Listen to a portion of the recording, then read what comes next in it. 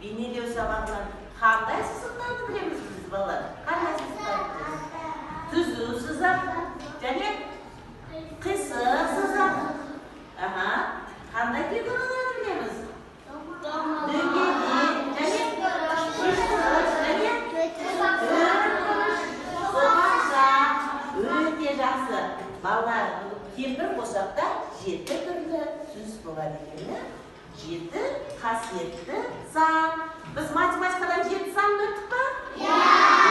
Өттік. Ал жақсы.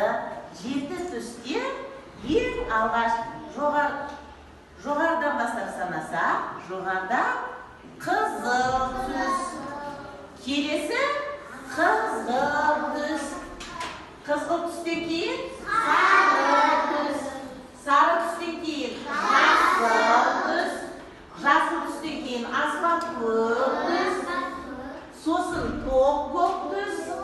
Сосын күлгін түсте болады екен. Балалар, мен қазір қандай түсті айтсам, сондай қарандаштарыңызды көтересіздер жоғары қарап. Қызыл түс. Жақсы. Қызғылт түс. Екінші. Қызғылтты көтеріңіздер. Үшінші сары түсті көтеріңіздер. Жасыл түсті көтеріңіздер. Жасылды ғана, бір ғана жасылды. Жақсы. Аспан көк түс. Тоқ көк түс. Тоқ көк. Орыс тілінде синий. Ең соңғысы күлгін түс. Күлгін балалар. Жақсы балалар.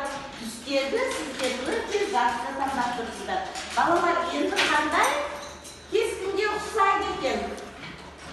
Күнбағыс дөңгелекті туралы ертегі тыңдайық және де көрейік. Тыңдайық балалар. Олар асыр салады. Аспаннан демек әдемі бір дүние көрінеді. Сен кімсің? Деп сұрайды одан алма. Менің атым кемпір қосақ, дейді ол көзін қысып. Сен жаңбыр суының ішіне байғырып кеткенсің, дейді алма таңданысынан. Мен жаңбыр суының ішінде емеспін, мен аспандан, дейді кемпір қосақ. Аспанға қараған дейді қызығы. Алма мен кемпір қосақтың әңгімесін естіген қызана, мен де сол болсам ғой, дейді. Сонда кемпір қосақ, менің қайтсам күйші ұнады саған, деп сұрайды алмадан. Қызыл түсім, дейді алма. Ойда мен саған қызыл түсіммен берейін, дейді кемпір қосақ алмаға. Қызыл түсімен сәуле шашады. Алма қып-қызыл нарттай болып кетеді. Ол қатты қуанады, оны көрген қызана. Мен не қызыл болғым келеді, дейді таңсыздана. Ойда сүйінде қозы бол, деп кемпір қосақ қызанаққа да қызыл түсімен сәуле жібереді. Немесе қызанақта қып-қызыл бұрышқа бөлінеді. Сол сәт баклажан, мен не қызыл болғым келеді, дейді. Онда сүйінде қызыл баклажан, деп кемпір қосақ оған қызыл түсімен бөліп береді. Бірақ баклажанға қызыл түс ұнамайды.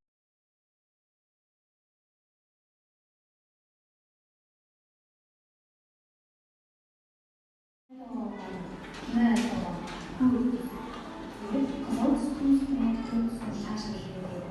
Баклажан көк түсті болып шыға келеді.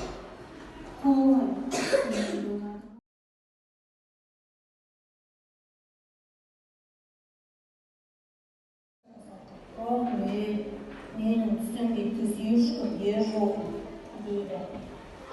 Осы сәттің барлығын байқап жатқан қарбыз да кемпір қосақтың әдемі бір түсті сұрап алайын деп ұмтыла бергенде кемпір қосақ жоқ болып кетеді.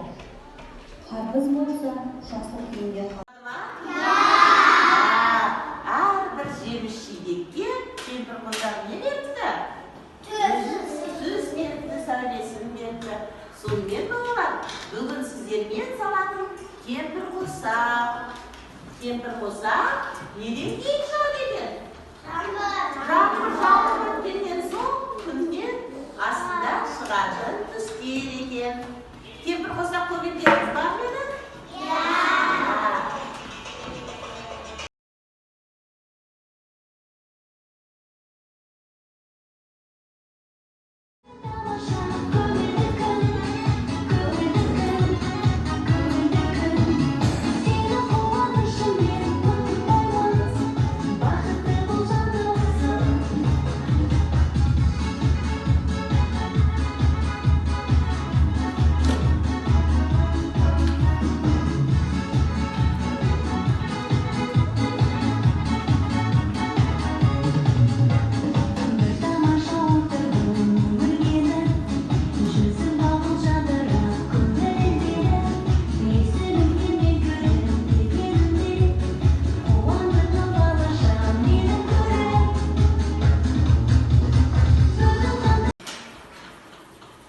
Балалар, әдемі етіп бояймыз, я? Шетіне шығармаймыз. Таза қылып әдемілеп бояймыз.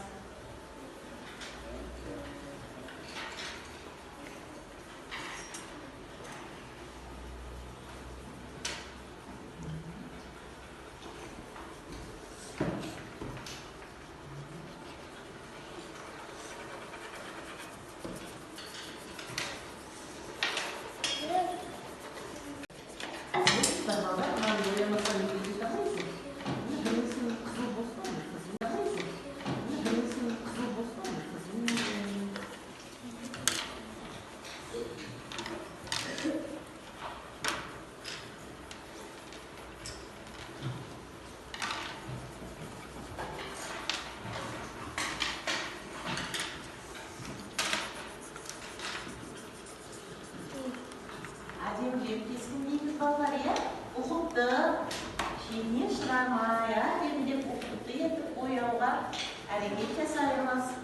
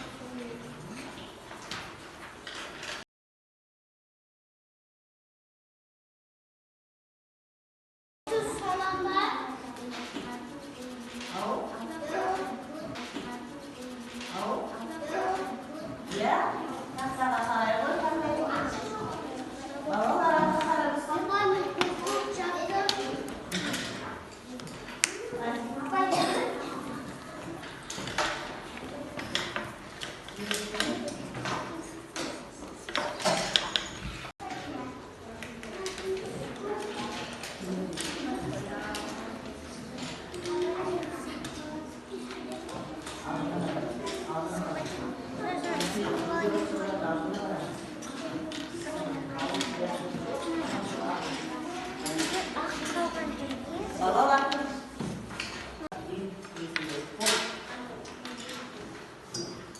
Ой, молодец, кім еді? Айзере. Қазір.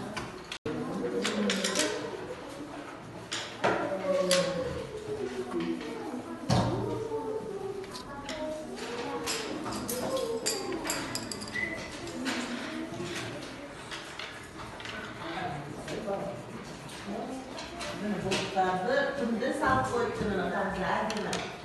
Күнді саған не?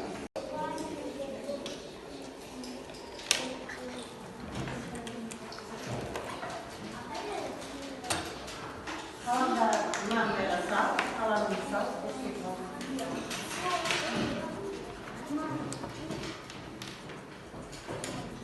Апайна ойнатты.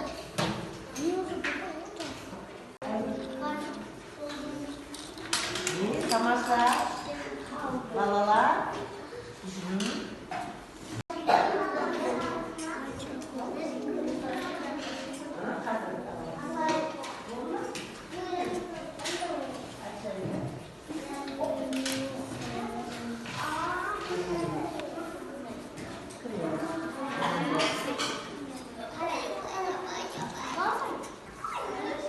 Балалар.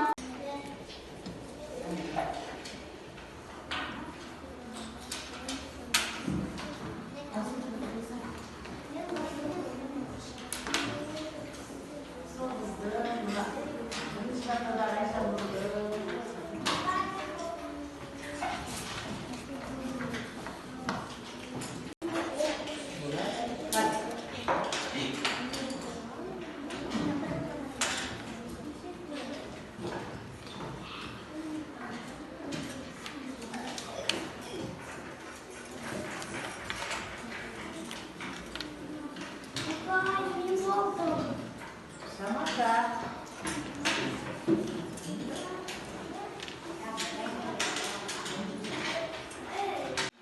Енді болмаста көтереміз сіздерге. Қане? Ой, қандай тамаша керемет. Иә, бұлттың себелеп жатқан, жаңғыртың себелеп жатқан салған тамаша балалар, кәнекей көтереміз. Жақсы, жақсы балалар. Аға. Өте жақсы балалар, өте жақсы. Жарайсыздар. Балалар, бүгінгі сабағымыз кемпір қосақ дүниедегі сабағы сіздерге ұнады ма?